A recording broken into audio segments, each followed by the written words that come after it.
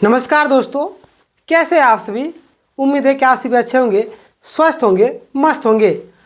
आज हमारा तीसरा क्लास है झारखंड पुलिस उत्पाद सिपाही और जितने भी हिंदी का सिलेबस में, ठीक है, यानी कोई भी एग्ज़ाम हो, अगर हिंदी का सिलेबस में ये जो चैप्टर है डार द्रुम पलना पलनी नुपुर, तो यहाँ से जो भी क्वेश्चन बनेंगे इस चैप्टर को देखने के बाद आपको सारी A to Z मिल जाएगी। क्योंकि यहाँ पे लगभग 60 प्रश्न हम लोग करने वाले हैं, जिनमें लगातार अगर एक चैप्टर से 60 प्रश्न कर रहे तो मान लीजिए कि वहाँ से मतलब कि प्रश्न छूटने की जो संभावना है ना के बराबर हो जाती है। ठीक है, तो चैनल पर नए होंगे तो ज़रूर सब्सक्राइब कर लीजिए, क्योंकि यहाँ पे आपको online classes free of cost दी जा रही, प्लस में आपको सभी का प्लेलिस्ट डिस्क्रिप्शन में मिल जाएगा।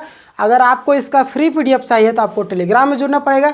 टेलीग्राम चैनल का लिंक सबसे ऊपर में डिस्क्रिप्शन में फ्री PDF के नाम से आपको मिल जाएगा, आप लोग जुड़ के वहाँ से लाभ ले सकते हैं। ठीक है, चलिए ग्रुप डी का भी एग्ज़ाम स्टार्ट होने की संभावनाएं है, तो जल्दी से आप लोग जाइए और ग्रुप डी का प्लेलिस्ट में जाके वीडियो को देखिए। ठीक है, चलिए सबसे पहली बात कि हम लोग बात करेंगे यहाँ पे कि कल मैंने कई लोगों से होमवर्क पूछा था। ठीक है, यानी कल जो है कई लोगों से मैंने लास्ट में प्रश्न भी पूछा था, जिनमें से आप लोगों को जवाब भी देना था।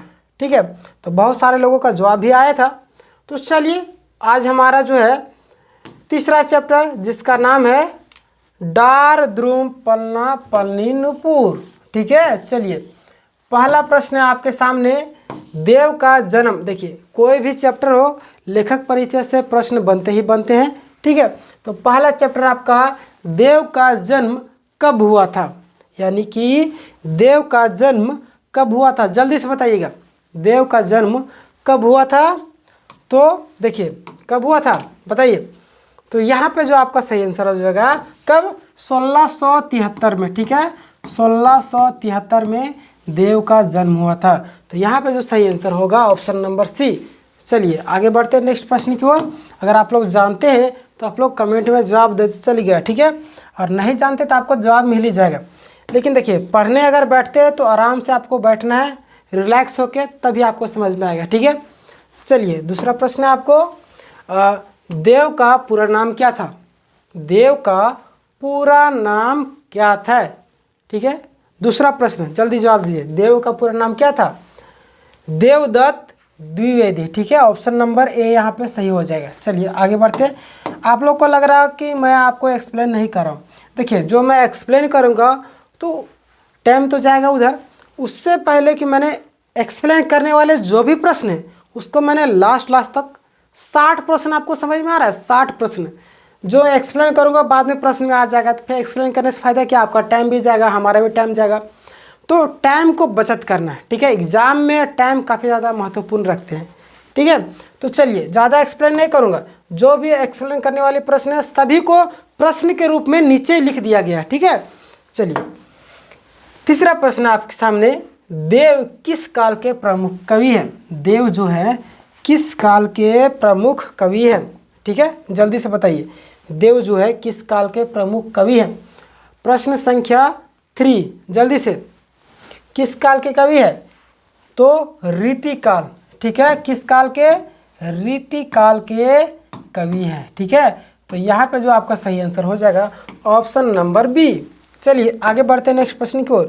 नेक्स्ट प्रश्न आपके सामने है क्वेश्चन नंबर 4, रीतिकालीन कविताओं में संस्कृति का चित्रण सर्वाधिक हुआ है, यानी कि किस संस्कृति का चित्रण सबसे अधिक हुआ। ठीक है, रीतिकालीन कविताओं में संस्कृति का चित्रण सर्वाधिक हुआ, यानी कि कौन सी संस्कृति का। ठीक है, चलिए बताइए, दरबारी संस्कृति या भौतिक संस्कृति।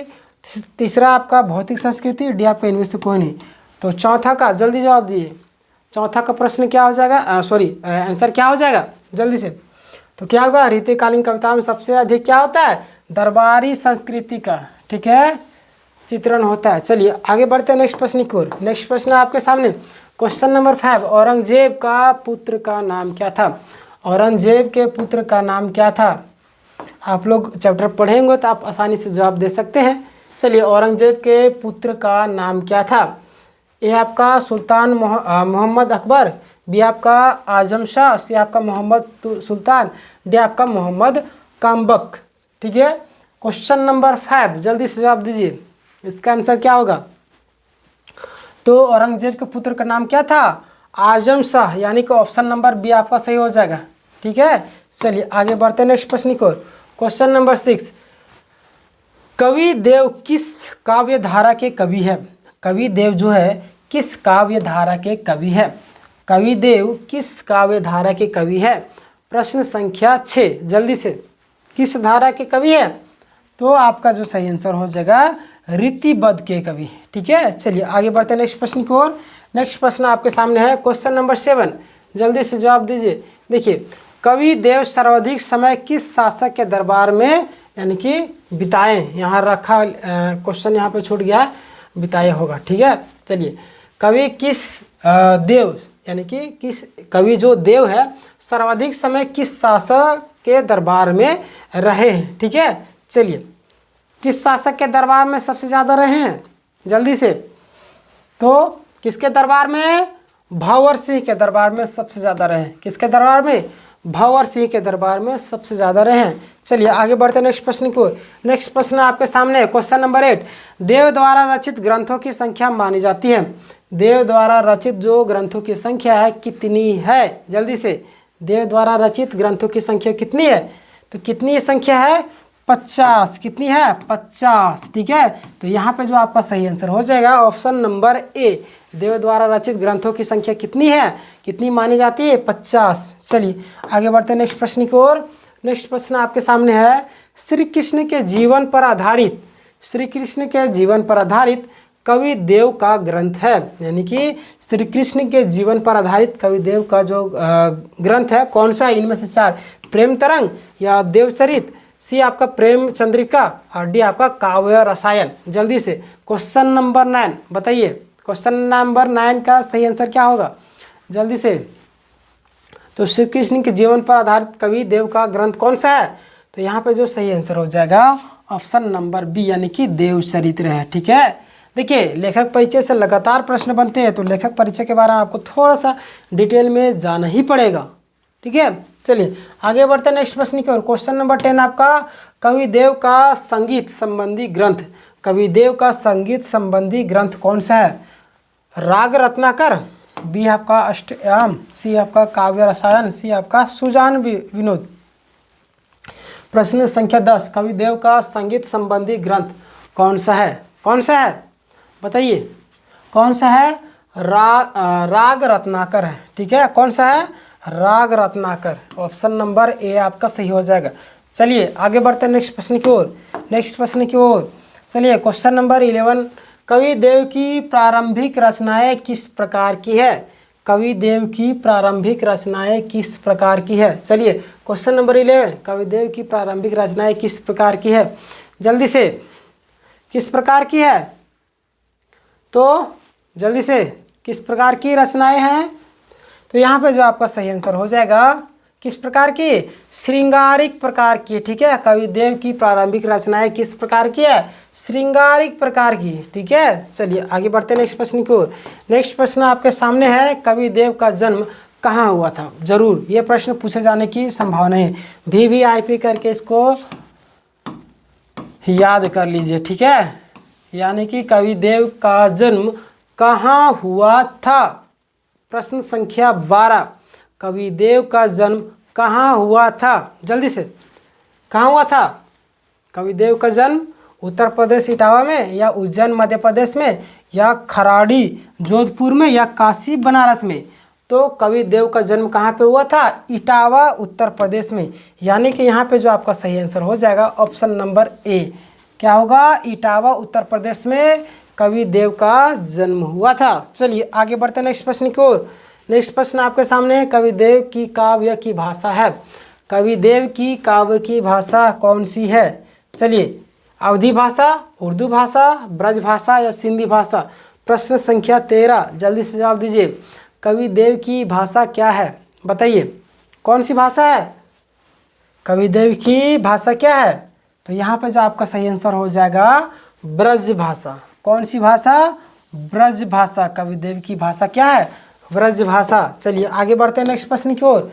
नेक्स्ट प्रश्न आपके सामने, कविदेव की गुरु यानी कविदेव के गुरु का क्या नाम है? कविदेव के गुरु का क्या नाम है? जल्दी से, कविदेव के गुरु का क्या नाम है?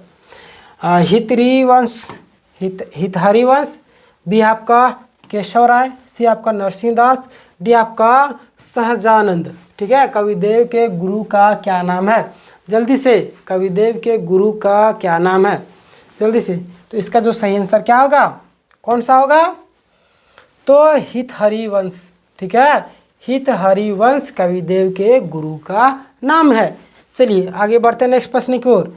नेक्स्ट प्रश्न आपके सामने, क्वेश्चन नंबर 15, कविदेव के कितने काव्य गुण माने जाते हैं? यानी कविदेव ने कितने काव्य गुण माने हैं? कितने काव्य गुण माने? कविदेव जो है कितने काव्य गुण माने हैं? जल्दी से, कितने काव्य गुण माने हैं? कितने माने हैं? तो यहाँ पे जो सही आंसर हो जाएगा 12। कविदेव जो है कितने काव्य गुण माने हैं? 12 माने हैं। चलिए आगे बढ़ते हैं नेक्स्ट प्रश्न की ओर।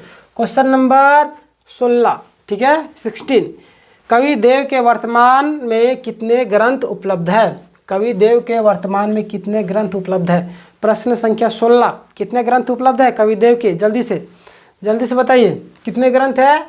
तो यहाँ पे जो आपका सही आंसर हो जाएगा 15। कविदेव के कितने ग्रंथ अभी वर्तमान में है? 15, यानी कि ऑप्शन नंबर ए। ठीक है, 15।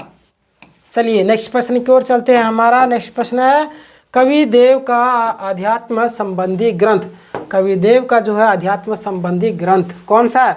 भावविलास, बी आपका देव शतक, सी आपका प्रेम दीपिका, डी आपका कुशल विलास। ठीक है, कविदेव के आध्यात्मिक संबंधी ग्रंथ जल्दी से बताइए।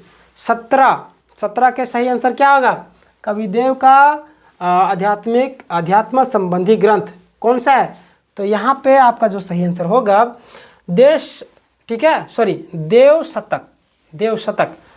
कविदेव का अध्यात्म संबंधी ग्रंथ कौन सा है? देव शतक है। ठीक है, चलिए आगे बढ़ते हैं नेक्स्ट प्रश्न की ओर। नेक्स्ट प्रश्न आपके सामने, जल्दी से जवाब दीजिए। जो आपको आता है आप जरूर जवाब दीजिएगा। ठीक है, ताकि आपका माइंड, फिजिकल सारी चीज़ें एक्टिव होगी। ठीक है, मस्तिष्क भी एक्टिव होगा, आप सुन रहे हैं, देख रहे हैं, प्लस में आपका शरीर भी एक्टिव रहेगा, तो आपको ज़्यादा समझ में आएगी। ठीक है, आप भूलिएगा नहीं। चलिए क्वेश्चन नंबर 18, देव की काव्य ग्रंथों की संख्या कितनी मानी जाती है? देव के काव्य ग्रंथों की संख्या कितनी मानी जाती है?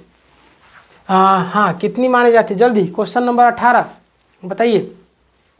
क्वेश्चन नंबर 18 जल्दी से, कितनी मानी जाती है? तो 52 से, कितना? 52 से 72। ठीक है, 52 से 72 मानी जाती है। काव्य यानी कि देव काव्य के ग्रंथों की संख्या कितनी मानी जाती है? 52 से 72, यानी कि ऑप्शन नंबर सी आपका सही हो जाएगा। चलिए आगे बढ़ते हैं नेक्स्ट प्रश्न की ओर। नेक्स्ट प्रश्न आपके सामने, देव की प्रमुख रचनाएं कौन सी है? देव की जो प्रमुख रचनाएं कौन सी है? जल्दी से जवाब दीजिए। देव की प्रमुख रचनाएं कौन सी है? देव की प्रमुख रचनाएं कौन सी है? ठीक है, रसविलास, सी आपका काव्य रसायन, बी है आपका, यहाँ पे ऑप्शन गड़बड़ा गया, भावविलास, डी आपका ये सभी। जल्दी से, देव की प्रमुख रचनाएं कौन सी है? 19 नंबर बताइए कौन सी है? रसविलास तो होगा नहीं, काव्य रसायन ये भी नहीं होगा, उसके बाद क्या दिया? भावविलास ये भी नहीं है। हाँ, एक मिनट, मैंने क्या बोल दिया? क्या प्रश्न पूछ रहा है? देव की प्रमुख रचनाएं कौन सी? अच्छा, कौन सी नहीं मैंने पढ़ लिया क्या? कौन सी है? तो ये तो है ही। ठीक है, रसविलास भी है, काव्य रसायन भी है, आगे देखते हैं, ये भी है। ठीक है, तीसरा भावविलास भी है, यानी कि ऑप्शन नंबर डी आपका सही हो जाएगा। मैं इस प्रश्न को अभी गड़बड़ कर देता, इसलिए एग्ज़ाम में प्रश्न को ध्यानपूर्वक पढ़ा जाता है। लास्ट में नहीं लिख देगा, कभी नहीं लिखेगा। ठीक है, तो आपको प्रश्न समय हमेशा पढ़ना ध्यान से। पता चला कि ऊपर वाला गलत है, नीचे वाला सही, और ऊपर वाला है मार के आप आगे, नंबर कट जाएगा। ठीक है, एक नंबर काफ़ी इम्पोर्टेंट है एग्ज़ाम में। ठीक है, चलिए आगे बढ़ते हैं नेक्स्ट प्रश्न की ओर। नेक्स्ट प्रश्न है आपके सामने क्वेश्चन नंबर 20। देव जब आश्रयदाताओं से मुक्त हुए तो उन्होंने अपने काव्य कौन सा यानी कि काव्य को कौन सा रूप दिया। प्रश्न थोड़ा लंबा है। देव जब आश्रयदाताओं से मुक्त हुए तो उन्होंने अपने काव्य को कौन सी यानी कि कौन सा रूप दिया। प्रश्न संख्या 20 कौन सा रूप दिया। शब्दों की आवृत्ति का या श्रृंगारिका का या कुंडलिया का कुंडलिया छंद का या आलोक रिक्त का। ठीक है, बताइए। देव जब आश्रयदाताओं से मुक्त हुए तो इन्होंने अपने काव्य की कौन सी रूप दिया। यानी कि आप हमें ये भी बताइए कि आश्रयदाताओं यानी कि आश्रयदाताओं का अर्थ क्या हुआ। आप हमें कमेंट में बताइएगा आश्रयदाताओं का अर्थ क्या होता है, जल्दी से। ठीक है, क्वेश्चन नंबर 20 क्या होगा, जल्दी से। क्वेश्चन नंबर 20 का जो आंसर होगा शब्दों की आवृत्ति का। ठीक है, देव जब आश्रयदाताओं से मुक्त हुए तो उन्होंने अपने काव्य को कौन सा रूप दिया। शब्दों की आवृत्ति का रूप दिया। ठीक है, चलिए हमारे पास 60 प्रश्न है, अभी हमारे पास 40 प्रश्न और बचे हुए हैं। ठीक है, जल्दी। प्रश्न संख्या 21। किसकी आंखें चंचलता और शरारत से भरी है। किसकी आंखें है जो चंचलता और शरारत से भरी है। कन्या की, कृष्ण की, शिशु की, राम की। प्रश्न संख्या 21। किसकी आंखें चंचलता से भरी है, बताइए। किसकी आंखें चंचलता से भरी है, तो कृष्ण की। ठीक है, देखिए इसमें किसके बारे में जिक्र किया गया, इस चैप्टर में कृष्ण के बारे में जिक्र किया गया है। तो यहाँ पे जो सही आंसर हो जाएगा कृष्ण का। ठीक है, देखिए यहाँ पे तो आप मार सकते हैं क्योंकि चैप्टर वाइज है, लेकिन एग्जाम में जब पूछे जाएंगे तो आप कंफ्यूजन हो जाएंगे। ठीक है, इसीलिए ध्यान देने की जरूरत पड़ती है। चलिए आगे बढ़ते हैं नेक्स्ट प्रश्न की ओर। Question number 22। हृदय को कौन सुशोभित कर रहा है। हृदय को कौन सुशोभित कर रहा है। गुलाब की कली, वनमाला, पतिया या गुड़कल के फूल। गुड़कल या गुड़हल होना चाहिए यहाँ पे। चलिए कोई दिक्कत नहीं। हृदय को कौन सुशोभित कर रहा है। प्रश्न संख्या 22, जल्दी बताइए। हृदय को कौन सुशोभित कर रहा है। ठीक है, जल्दी। कौन सुशोभित कर रहा था हृदय को, तो वनमाला। ऑप्शन नंबर बी आपका सही हो जाएगा। वनमाला हृदय को सुशोभित कर रहा था। चलिए नेक्स्ट प्रश्न की ओर हम लोग आगे बढ़ते हैं। नेक्स्ट प्रश्न आपके सामने। कृष्ण को किसकी भांति सजा धजा दिखाया गया। कृष्ण को किसकी भांति सजा धजा दिखाया गया है। बच्चे की भांति, दूल्हे के भांति, दूल्हे के भांति या सही यानी कि दूल्हे के भाई की भांति। ठीक है, प्रश्न संख्या 23। कृष्ण को किसके भांति सजा हुआ बताया गया। ठीक है, जल्दी से। तो किसके भांति बताया गया है। कृष्ण को एक दूल्हे की भांति बताया गया, सजा हुआ। ठीक है, कृष्ण को एक दूल्हे के भांति सजा हुआ बताया गया है। चलिए नेक्स्ट प्रश्न की ओर हम लोग आगे बढ़ेंगे। नेक्स्ट प्रश्न आपके सामने क्वेश्चन नंबर 24। पेड़ों की डालियों में नए नए पत्ते कब निकल आते हैं। ये तो आप आराम से आसानी से जवाब दे सकते हैं, इसके लिए तो आपको ऑप्शन की भी ज़रूरत नहीं है। ठीक है, पेड़ की डालियों में नए नए पत्ते कब निकल आते हैं। प्रश्न संख्या 24, बताइए जल्दी। कब निकलते हैं नए नए पत्ते। अभी वैसा ही मौसम है तो बसंत ऋतु में निकलते हैं। इसमें ऑप्शन आप लोग क्या पढ़ेगा, इतना तो बेवकूफ़ तो होंगे नहीं। आप सरकारी नौकरी की तैयारी करें, आपको पता नहीं कि पेड़ के जो पत्ते हैं किस समय नए नए निकलते हैं, बताइए। बसंत ऋतु यानी कि पत्ता वत्ता झड़ जाता है, नया पत्ता निकलता है उसी समय। ठीक है, चलिए आगे बढ़ते हैं नेक्स्ट प्रश्न की ओर। नेक्स्ट प्रश्न आपके सामने क्वेश्चन संख्या 25। युवती कैसी प्रतीत हो रही है, यानी कि युवती जो है कैसी प्रतीत हो रही है। प्रश्न संख्या 25। गुलाब की कली सी, चांदनी सी, तारे सी, चंचल मछली सी। युवती कैसी प्रतीत हो रही है। प्रश्न संख्या 25 कैसी प्रतीत हो रही है, तो युवती तारे सी प्रतीत हो रही है। ऑप्शन नंबर सी आपका सही हो जाएगा। कैसी, तारे सी प्रतीत हो रही है। चलिए नेक्स्ट प्रश्न की ओर आगे बढ़ेंगे हम लोग। नेक्स्ट प्रश्न आपके सामने क्वेश्चन नंबर 26। नुपुर का अर्थ। आहा, ये महत्वपूर्ण प्रश्न है। वीवीआईपी इसको भी कर लीजिए। नुपुर का अर्थ क्या है। नुपुर का अर्थ क्या है। नुपुर मतलब क्या होता है, पायल होता है या नथुनी होता है या कड़ा होता है या कुंडल। इस चैप्टर को अगर पढ़े होंगे तो आराम से जवाब दे सकते हैं। नुपुर का अर्थ क्या होता है, जल्दी से जवाब दीजिए। नुपुर का अर्थ यानी कि इस चैप्टर को अगर आप पढ़े होंगे तो आराम से जवाब दीजिएगा, क्या होगा? पायल। नुपुर का अर्थ क्या होता है? पायल होता है। ऑप्शन नंबर ये आपका सही हो जाएगा। चलिए नेक्स्ट प्रश्न की ओर। मैंने आपको शुरू में बताया था ना कि आपको एक्सप्लेन करने की ज़रूरत है, यानी कि कोई भी प्रश्न में एक्सप्लेन नहीं करूँगा कहीं कहीं पे, लेकिन अगर मैं एक्सप्लेन करूँगा वो प्रश्न तो नीचे आ ही जा रहा है, तो एक्सप्लेन करने से फ़ायदा बताइए आप लोग। फ़ायदा तो है नहीं, आपका टाइम को बचाना है हमें और ज़्यादा से ज़्यादा प्रश्न करना है। तो ज़्यादा से ज़्यादा प्रश्न करने के लिए मैंने एक्सप्लेन करने के बाद सारा प्रश्न ही लिख दिया, ऑप्शन डाल दिया, ठीक है। चलिए नेक्स्ट प्रश्न आपके सामने है, क्वेश्चन नंबर 27। पेड़ की डाली किस रूप में है? पेड़ की डाली किस रूप में है? बालक के झूले के रूप में, पवित्र जल के रूप में, फूल के रूप में, इनमें से कोई नहीं। पेड़ की डाली किस रूप में है, ये भी आप आसानी से जवाब दे सकते हैं। पेड़ की डाली किस रूप में है? चलिए इसमें शीर्षक में ही यहाँ पे आपका आंसर बन रहा है। शीर्षक क्या है? यानी कि बालक के झूले के रूप में, ठीक है, यानी कि बालक के झूले के रूप में पेड़ की डाली, ठीक है, यानी कि डार द्रुम पलनी पलना नुपुर, यानी कि पेड़ के जो डाली है उसमें पल रहे हैं। तो यहाँ पे भी आप आराम से थोड़ा सा आपको कॉमन सेंस लगा, थोड़ा सा अपने बोलते हैं ना कि सेंस ऑफ ह्यूमर लगाना, थोड़ा सा दिमाग लगाना, थोड़ा सा, बाकी आराम से। अब चैप्टर का भी नाम अगर एक्सप्लेन करके अगर पढ़ें आराम से जवाब दे सकते हैं आप लोग।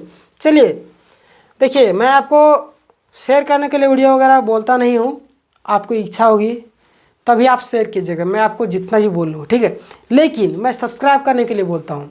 क्यों? क्योंकि अगर सब्सक्राइब कीजिएगा तो यहाँ पे आपको फ्री ऑफ कॉस्ट क्लासेस उपलब्ध कराया जाए। सभी का प्लेलिस्ट फ्री में बना हुआ है, प्लस में फ्री में आपको PDF दिया जाता है। डिस्क्रिप्शन में आपको लिंक मिलेगा प्लेलिस्ट का, प्लस में आपको टेलीग्राम का। टेलीग्राम में जाके ज़रूर जुड़िए, क्योंकि आपको प्रैक्टिस सेट प्लस में जो भी क्लासेस होते हैं, मैथ का, रीजनिंग का, GS का, सभी का प्लेलिस्ट आपको टेलीग्राम में ही मिलता है। क्लास नोट्स जो भी यहाँ पे मैथ का चाहे रीजनिंग का रिवाइज किया जाता है ना, उसका क्लास नोट्स आंसर सहित टेलीग्राम में मिलता है। आप लोग जाइए, जल्दी जुड़िए, ठीक है, मौका हाथ से जाने नहीं देना है। चलिए बाकी बात आपकी मर्जी, हमारा काम क्या है? आप लोग को जागरूक करना और बताना। प्रश्न संख्या 28, कृष्ण जी किस प्रकार सुशोभित हो रहे? कृष्ण जी किस प्रकार सुशोभित हो रहे? आप हमें बताइए सुशोभित का अर्थ क्या होता है, आप कमेंट करके बताइए सुशोभित का अर्थ क्या होता है। कृष्ण जी किस प्रकार सुशोभित हो रहे हैं? कपाल में तिलक करके, वस्त्र आभूषणों से युक्त होकर, सी आपका खड़े होकर, डी आपका इनमें से सभी। क्वेश्चन नंबर 28, कृष्ण जी किस प्रकार सुशोभित हो रहे हैं? जल्दी से बताइए, कृष्ण जी किस प्रकार सुशोभित हो रहे हैं? जल्दी से, किस प्रकार सुशोभित हो रहे हैं? तो वस्त्र व आभूषणों, यानी कि कृष्ण जी जो है वस्त्र पहने हुए प्लस आभूषण से युक्त होकर, ठीक है, युक्त मतलब कि पहन के तैयार होकर, जैसे नहीं बोलते शादी ब्याह में से मेला घूमने के लिए बच्चे इतना उत्सुक होते हैं, तैयार हो जाते हैं, ठीक है, सब कुछ पहन कर, तो वही सज धज कर तैयार हो जाना, तो यानी आभूषण जेवर वगैरह पहने हुए हैं और वस्त्र भी पहने हुए, उससे युक्त होकर मतलब सुशोभित हो रहे, सुंदर लग रहे हैं, ठीक है। चलिए आगे बताइए, नेक्स्ट प्रश्न, कवि ने चांदनी की कल्पना किस रूप में की है? कवि जो है चांदनी की कल्पना किस रूप में की है? बताइए, मातृ मंदिर, शिव मंदिर, सुधा मंदिर, इनमें से कोई नहीं। कवि जो है इनमें से तो कोई नहीं, तो होगा नहीं। कवि ने चांदनी की कल्पना किस रूप में किया? क्वेश्चन नंबर 29, जल्दी बताइए, किस रूप में की है? कवि जो है चांदनी की कल्पना किस रूप में की है? मातृ मंदिर तो होगा नहीं, शिव मंदिर भी नहीं होगा, इनमें से कोई नहीं तो होगा नहीं, तो सही आंसर क्या आ जाएगा? सुधा मंदिर, ठीक है, ऑप्शन नंबर सी। चलिए नेक्स्ट प्रश्न की ओर। नेक्स्ट प्रश्न आपके सामने क्वेश्चन नंबर 30, भीति का तत्सम रूप। देखिए मैं आपको व्याकरण भी पढ़ाऊंगा, तब तक के लिए आप समझ लीजिए थोड़ा सा, ठीक है। भीति का तत्सम रूप क्या है? भीति का तत्सम रूप भयंकर, भित्ति, भीतर, भीत। क्वेश्चन नंबर 30, ठीक है। जो लोग जानते हैं जवाब दीजिए, जो लोग नहीं जानते मैं आपको जवाब दे दूँ, ठीक है। तो जो लोग नहीं जानते हैं उनके लिए मैं बता दे रहा हूँ इसका आंसर क्या होगा, ठीक है। भित्ति का तत्सम रूप, तत्सम रूप कौन सा होगा? भित्ति ही होगा, ठीक है। चलिए आगे बढ़ते हैं नेक्स्ट प्रश्न की ओर। नेक्स्ट प्रश्न आपके सामने क्वेश्चन नंबर 31, कवित कैसा छंद है? कवित जो है कैसा छंद है? कवित जो है कैसा छंद है? बताइए जल्दी से। वर्णिक छंद, तोटक छंद, मात्रिक छंद, इनमें से कोई नहीं। प्रश्न संख्या 31 जल्दी से बताइए क्या है? कवित कैसा छंद है? प्रश्न संख्या 31 बताइए जल्दी से। कवि कैसा छंद है? तो कैसा छंद है? वर्णित छंद है, वर्णित। ठीक है, चलिए जल्दी बताइए। नेक्स्ट प्रश्न आपके सामने, बसंत ऋतु में कौन सा फूल हर जगह खिलकर अपने सुगंध बिखेरते नजर आते हैं? बसंत ऋतु में कौन सा फूल हर जगह क्या करते हैं? खिलकर अपने सुगंध बिखरते नजर आते हैं बसंत ऋतु में। बताइए, आप लोग आराम से जवाब दे सकते हैं, कौन सा फूल? ठीक है, प्रश्न संख्या 32 जल्दी से बताइए। इसका आंसर आप लोग आसानी से दे सकते हैं। ठीक है, तो कौन सा फूल है? कमल का फूल। ठीक है, चलिए आगे बढ़ते हैं नेक्स्ट प्रश्न की ओर। नेक्स्ट प्रश्न आपके सामने, कृष्ण के चरणों में क्या सुशोभित है? कृष्ण के चरणों में क्या सुशोभित है? कुंडल, कड़ा, नुपुर, मुकुट। मैंने अभी अगला प्रश्न में बताया, जो पिछला प्रश्न था उसमें मैंने बताया था नुपुर का मतलब क्या था? कृष्ण के पैरों में क्या है? नुपुर सुशोभित है, यानी कि ऑप्शन नंबर सी आपका सही हो जाएगा। ठीक है, कृष्ण के चरणों यानी कि पैरों में क्या सुशोभित है? नुपुर यानी कि पायल, जो छन छन आवाज कर रहे हैं। ठीक है, चलिए नेक्स्ट प्रश्न की ओर। इसीलिए आपको थ्योरी थोड़ा सा पढ़ना जरूरी हो जाता है ताकि आप आसानी से जवाब दे सके। ठीक है, चलिए आगे बढ़ते हैं नेक्स्ट प्रश्न की ओर। डार द्रुम, यहाँ पे डॉट डॉट यानी कि पल्ला, नुपुर, चटकारी, दे कविता में कौन सा गुण है? ठीक है, मधुर्य, ओज, निर्गुण, प्रसाद गुण। कौन सा? डार द्रुम जो इसमें है चटकारी यानी कि कविता पूरा यहाँ पे दे दिया। ठीक है, उसमें कौन सा गुण है? क्वेश्चन नंबर 34 जल्दी से जवाब दीजिए। क्वेश्चन नंबर 34 जल्दी से जवाब दीजिए। क्या होगा? कौन सा गुण है? मधुर्य गुण है। ठीक है, डार द्रुम ये जो है कविता में मधुर्य गुण है, मधु। ठीक है, चलिए आगे बढ़ते हैं नेक्स्ट प्रश्न को। क्वेश्चन नंबर 35, के की कीर किसे कहा गया है? के की कीर किसे कहा गया है? के की कीर किसे गया? प्रश्न संख्या 35, के की कीर किसे कहा गया है? जल्दी से, के की कीर किसे कहा गया है? चील और कोयल को, कोयल और मोर को, कोयल और तोता को, मोर और तोता को। किसे कहा गया? के की कीर किसे कहा गया है? ऑप्शन नंबर ए आपका सही हो जाएगा। चील और कोयल को के की कीर कहा गया है। चलिए आगे बढ़ते हैं नेक्स्ट प्रश्न की ओर। नेक्स्ट प्रश्न आपके सामने, क्वेश्चन नंबर 36, श्री कृष्ण की आंख कैसी है? ओहो, बहुत इंपॉर्टेंट क्वेश्चन। श्री कृष्ण की आंख कैसी है? क्वेश्चन नंबर 36, श्री कृष्ण की आंख कैसी है? जल्दी बताइए। श्री कृष्ण की आंख कैसी है?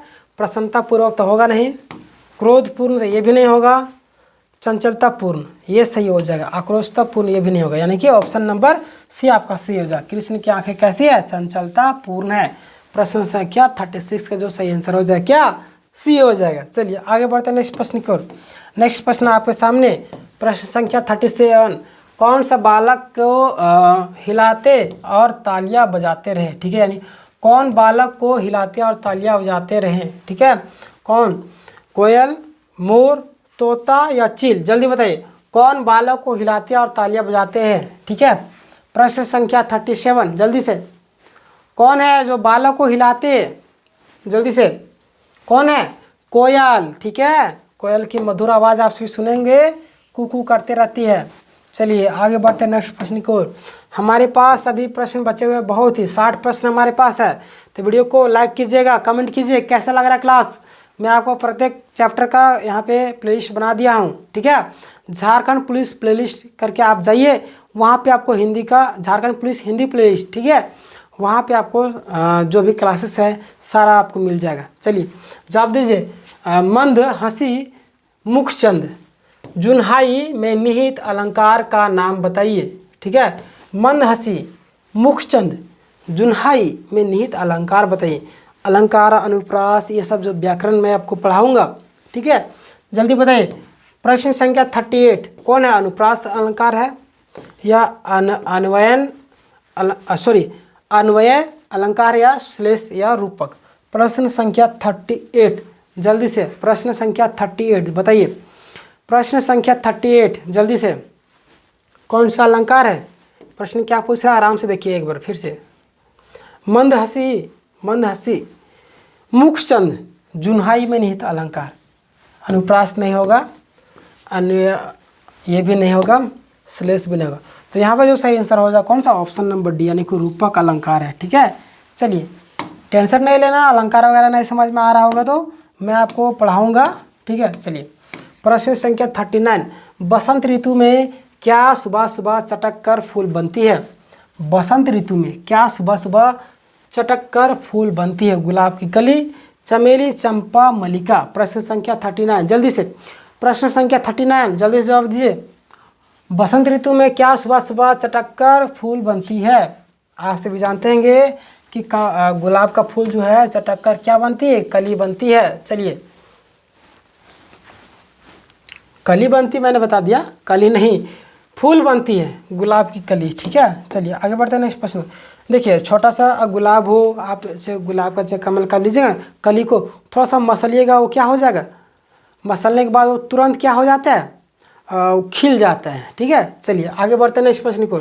नेक्स्ट प्रश्न आपके सामने, धरती पर किस चीज़ का समुद्र हिलोर ले रहा है? धरती पर किस चीज़ का समुद्र हिलोर ले रहा है? जल्दी से बताइए, धरती पर किस चीज़ का समुद्र हिलोर ले रहा है?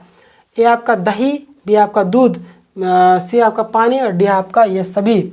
बताइए जल्दी से, बताइए जल्दी से, जल्दी से। ठीक है, प्रश्न संख्या 14 नहीं 40, बताइए क्या है? तो दही। ठीक है, कृष्ण जी क्या करते हैं? दही माखन, मतलब आप समझ गए होंगे कृष्ण जी की बात हो रहा है तो दही बहुत सारे लोग पानी मार देंगे, इसीलिए पढ़ना अति आवश्यक हो जाता है। धरती पर किस चीज़ समुद्र हिलोर मारा? बोलेगा अरे समुद्र में पानी मारता हिलोर, यहाँ पे कृष्ण जी की बात हो रही है तो दही यहाँ पर होगा सही आंसर। ठीक है, चलिए आगे बढ़ते हैं नेक्स्ट प्रश्न की ओर। क्वेश्चन नंबर 41, कवि ने किन किन पंछियों को दिखाया? कवि जो है किन किन पंछियों को दिखाया? कोयल, तोता, मोर, उपरोक्त सभी। 41 बताइए, 41 का सही आंसर क्या हो जाएगा? तो कवि जो है कौन कौन पंछी को बताए? कोयल को भी बताए हैं, तोता का भी, मोर को भी, उपरोक्त सभी भी। ठीक है, चलिए क्वेश्चन नंबर 42, सवैया किसकी रचना? सवैया किसकी रचना? जल्दी बताइए, सवैया किसकी रचना है? ठीक है, बताइए सवैया किसकी रचना है? सवैया जो है किसकी रचना है? जल्दी से बताइए, सवैया किसकी रचना है? भीष्म साहनी की, अमृता प्रीतम की, देव की या रामाशंकर शर्मा? किसकी है? 42 जल्दी से, 42 किसकी है? सवैया किसकी रचना है? देव की। देखिए ये भी आप नहीं जानिएगा चैप्टर का, बताइए आराम से आप जवाब दे सकते हैं। प्रश्न संख्या 43 हमारे पास, देखिए 60 प्रश्न है 43 में आए हैं।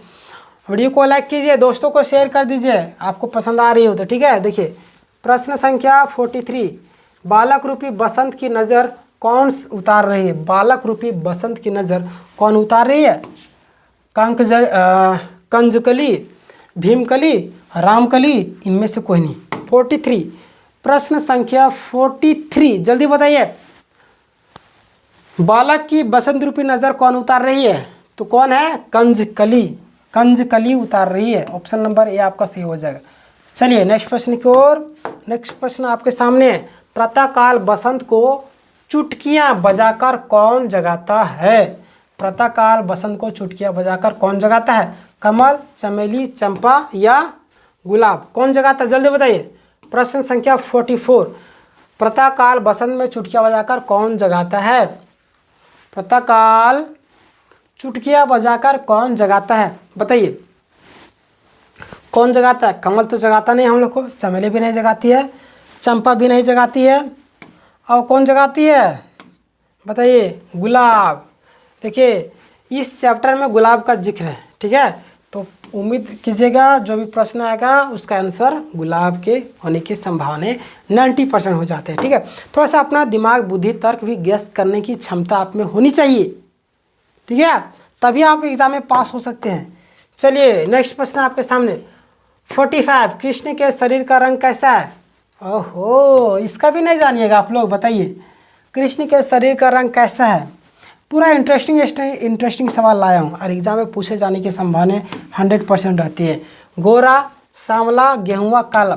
45 जल्दी बताइए, कृष्ण के शरीर का रंग कैसा है?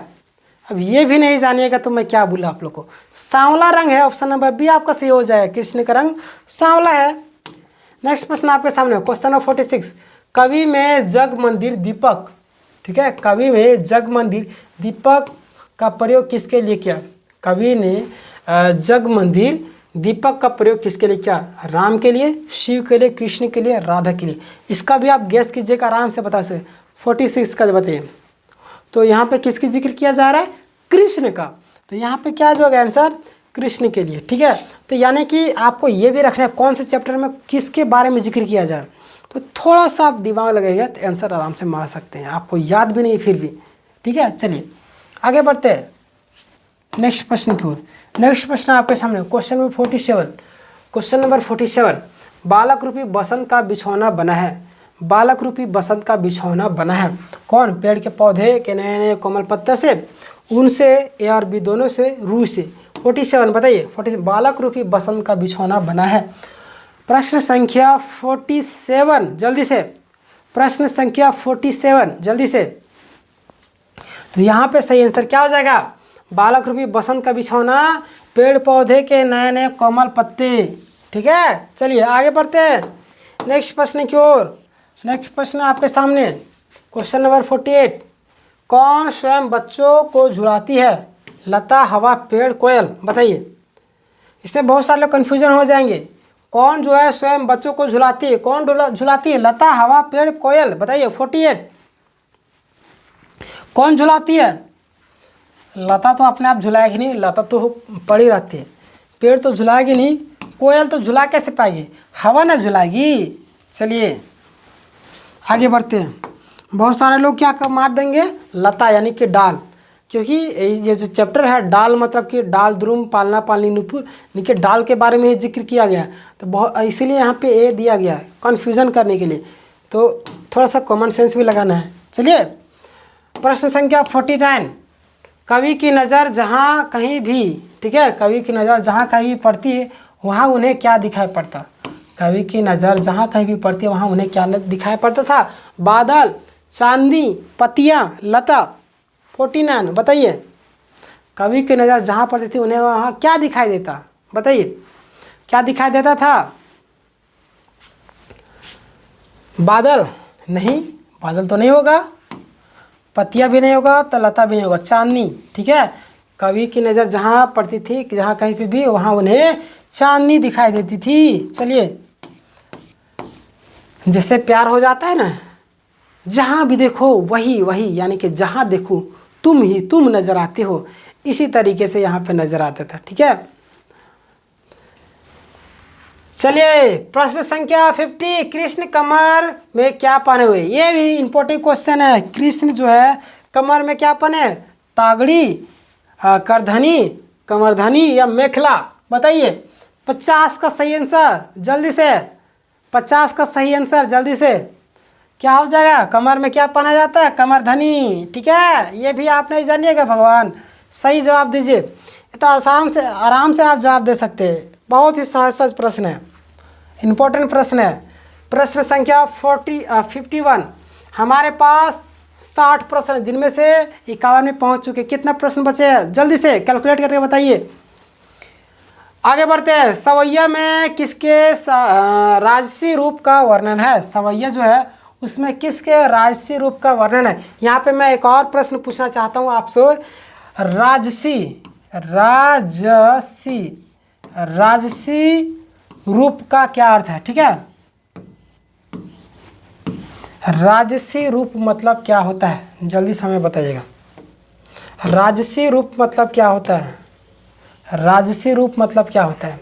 ठीक है, राजसी रूप मतलब क्या होता है? कमेंट में बताइए।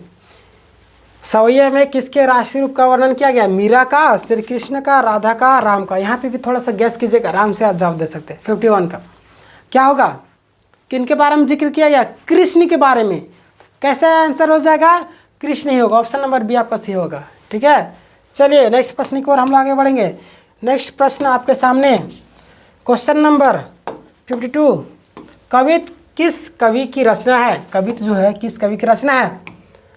प्रश्न संख्या 52, कवित किस कवि की रचना है? देव, यशपाल, प्रभाकर, मछुए, शिवानी। कवित किस कवि की रचना है बताइए। प्रश्न संख्या 52। आराम से आप जवाब दीजिए, आराम से जवाब दीजिए। कौन होंगे? देव। ऑप्शन नंबर ए आपका सही हो जाएगा। चलिए नेक्स्ट प्रश्न की ओर बढ़ते हैं। प्रश्न संख्या 53। चांदनी रात में कौन दर्पण सा प्रतीत होता है? चांदनी रात में कौन दर्पण सा प्रतीत होता है? कमल, आकाश, समुद्र, बादल। इसको भी आराम से जवाब दे सकते हैं। चांदनी रात में कौन दर्पण सा प्रतीत होता है? 53 जल्दी से, 53 जल्दी से जवाब दीजिए 53 का।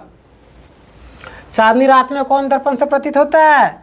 आकाश में प्रतीत होता है दर्पण सा। देखते होंगे कितना तो पूरा छोटे छोटे तारे नजर आते हैं। बोलते कि ये दादा है, ये दादी है, ये फुआ है, ये बुआ है, इस तरीके से बोलते। टूटते तारे से, अगर टूटता तारा गिर रहा है तो उससे हम लोग आशीर्वाद में मन्नत मांगते हैं कि हमारी तमन्नाएं पूरी हो जाए, हम परीक्षा में पास हो जाए, हम टॉपर हो, हमारे माँ बाप के सपने पूरे हो, हमारा सपना पूरा, हम जिस लड़की को पास चाहते हैं वो हमारी हो जाए, यानी कि जिसकी तमन्ना रखते हैं वो हमारी हो जाए। टूटते तारे को हम लोग क्या करते हैं? मन्नत मांगते हैं, लेकिन ऐसा कुछ भी पूरी नहीं होती है। ठीक है, यानी कि टूटते तारे क्या, एक धूल का कण है। ठीक है, वो गिर रहा है।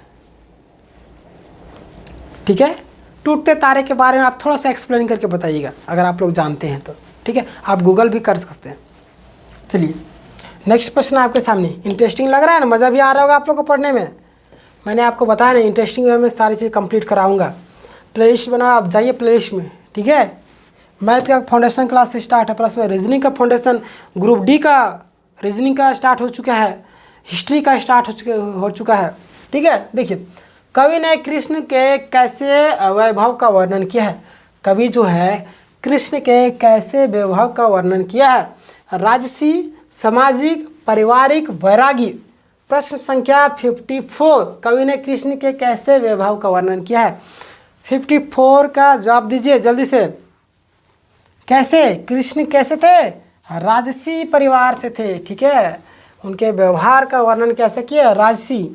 चलिए हमारे पास 5 प्रश्न और बचे हुए हैं। बसंत संतान कैसा? बसंत संतान है, बसंत संतान है। ऑप्शन क्या क्या?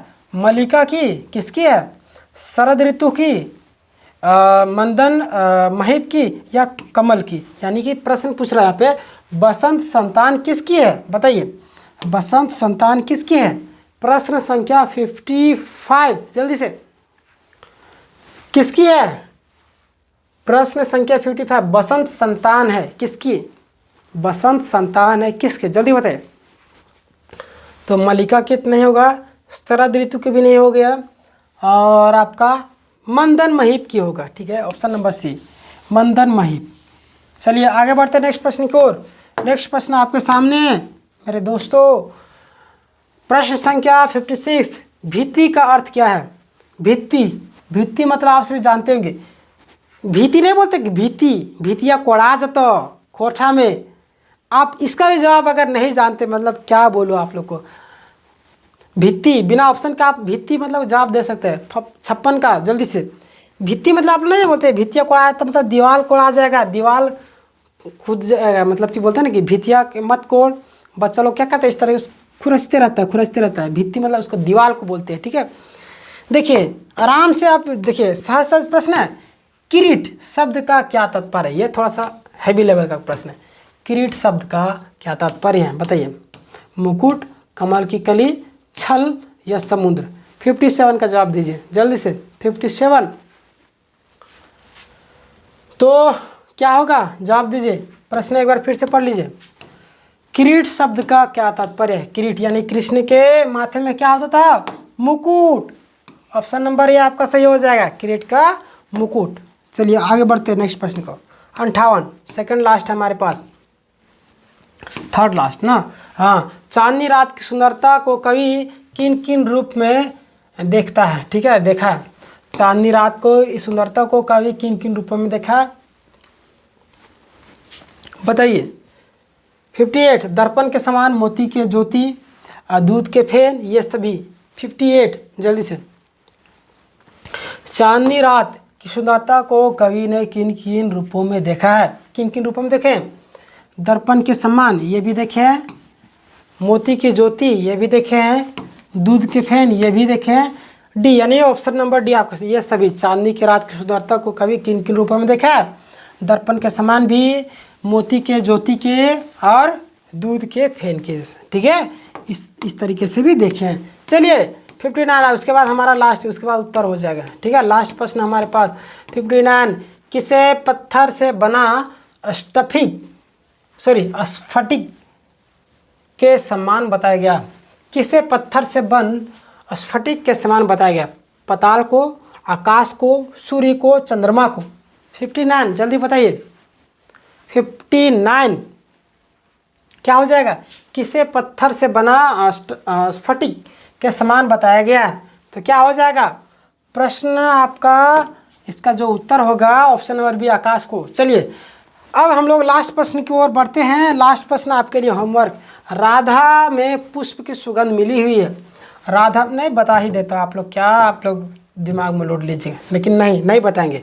राधा में फूल की सुगंध मिली है, मल्लिका, चंपा, कमल, गुलाब। इसका जवाब आप कमेंट में बताइए, ठीक है। कमेंट में बताइए। अगर कोई भी व्यक्ति कमेंट करते हैं तो मैं सही जवाब पिन कर दूंगा, ठीक है।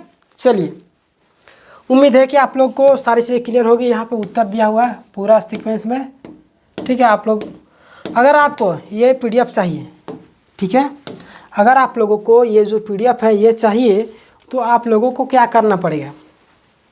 क्या करना पड़ेगा? सबसे पहली बात कि आप लोगों को कहाँ पे जाना पड़ेगा? वीडियो के डिस्क्रिप्शन में, ठीक है। वीडियो के डिस्क्रिप्शन में आपको जाना होगा। सबसे पहली बात, वहाँ पे आपको फ्री पीडीएफ के नाम पे एक टेलीग्राम चैनल का लिंक होगा। टेलीग्राम चैनल के लिंक में क्लिक करना है, वहाँ पे टेलीग्राम में जाकर जुड़ जाना है, ठीक है। वहाँ पे आपको सारे क्लास नोट, प्रैक्टिस सेट, ये जो पीडीएफ है, सारी चीज़ें आपको वहाँ पे चली जाती है। तो वहाँ से आप पीडीएफ को डाउनलोड कर सकते हैं, ठीक है। बाकी बात रही तो मैथ का प्लेलिस्ट डिस्क्रिप्शन आपको मिल जाएगा, रीजनिंग का भी, हिस्ट्री का भी, और भी जीएस का भी, सभी का प्लेलिस्ट आपको डिस्क्रिप्शन मिल जाएगा। या तो आप चैनल के प्लेलिस्ट में जाइए, वहाँ पे आपको सारे प्लेलिस्ट मिल जाएंगे, ठीक है। बाकी बात आप हमें कमेंट करके बताइए कि वीडियो कैसी लगी। क्या आपको हर एक दिन क्लासेस चाहिए या नहीं? आप हमें कमेंट में बताएं, क्योंकि अगर आपको चाहिए तभी मैं आपके लिए कंटेंट लाऊंगा, नहीं तो हमें कोई ज़रूरत नहीं है, ठीक है। बाकी बात आप सभी का इतना प्यार है कि हमें लाना ही पड़ता है, ठीक है। आप लोगों ने इतना भरोसा दिलाया है और हमारा परिवार इतना बढ़ते जा रहा है, ठीक है। आपके लिए लगातार मेहनत की जा रही है, फ्री ऑफ कॉस्ट सारे कंटेंट दिए जा रहे हैं। तो आप सबसे एक ही रिक्वेस्ट करूँगा, अगर आप चैनल में नए होंगे तो ज़रूर सब्सक्राइब कर लीजिएगा, रेड बटन उसको दबा कर ऑल कर लीजिएगा, क्योंकि यहाँ पे सब्सक्राइब करने का कोई भी पैसा नहीं लगता है, फ्री में सब्सक्राइब करना होता है, ठीक है। चलिए बाकी बात आपका ख्याल रखिएगा, मिलेंगे नेक्स्ट वीडियो में, तब तक के लिए धन्यवाद। जय हिंद, जय भारत।